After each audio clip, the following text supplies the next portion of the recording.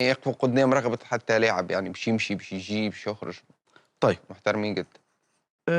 الزمالك فريق كبير، أكيد. فريق جماهيري، مش أي حد يلعب في نادي الزمالك، صحيح. مش أي حد يتعرض للضغوط صحيح. الجماهيرية في نادي الزمالك. صحيح. لكن أديت مع نادي الزمالك بشكل جيد في فترة قليلة جدا، وصلت لجماهير نادي الزمالك.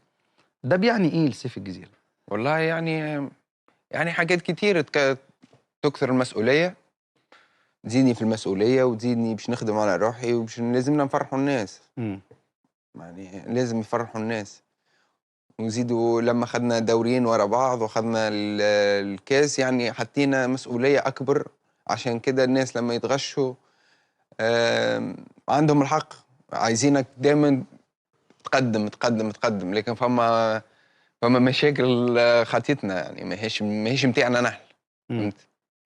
اتأثرت بالمشاكل دي؟ مش أنا تأثرت، الفرقة كلها تأثرت. مش متاعنا. مين السبب في المشاكل؟ الله من أعلم. وجهة نظرك؟ الله أعلم. كنت بتركز معاها؟ ليه كانت بتاخد من وقتك؟ مش تاخد من وقتي أنا. أنا يعني تاخد من يعني اهتمامك؟ مش اهتمامي أنا. اهتمام الفرقة. احنا فرقة تيم، لازمنا استقرار ولازمنا حاجات كتير. اشتكيت نادي الزمالك كم مرة؟ مرة واحدة. امتى؟ عندها السنة اللي فاتت. ليه؟ ما اشتكيش إذا عادي. اصل كل الناس قالت كده. هي عادي. لا انت عندي مستحقات يعني هقول لك حاجة، انت قلت مرة واحدة. الناس مطلعاك ان انت اشتكيت 10 مرات. حلو ماشي. لكن انت بالأمانة مرة واحدة؟ انت مش ما اشتكيتش انا. عايز فلوسي. هم مش شكوى يعني. عايز فلوسي. تنبيه يعني. تنبيه بالخلاص. بس. عشان انا ايه اللي تم بعدها؟ ايه اللي تم بعدها؟ ما تمش حاجة، خلاص عملت تنبيه وادوني فلوسي وخلاص. كنت بتثبت حالة عشان مثلا كان عندك عروض؟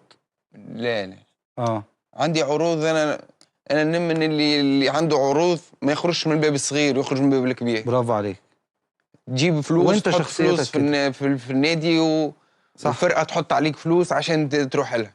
تروح ده من ورا لا مش متاعي. طيب سيف، احنا القصة مش قصة مشاكل وان احنا نبرز المشاكل فقط لا غير، لكن العلاقة علاقة تنظيمية وإدارية، وعلاقة ما بين أطراف، علاقة ما بين سيف هو لاعب، ما بين إدارة هي المفروض تكون ملتزمة مع هذا اللاعب من أجل ضمان الاستقرار لهذا اللاعب وأدائه في الملعب، ما بين الجماهير.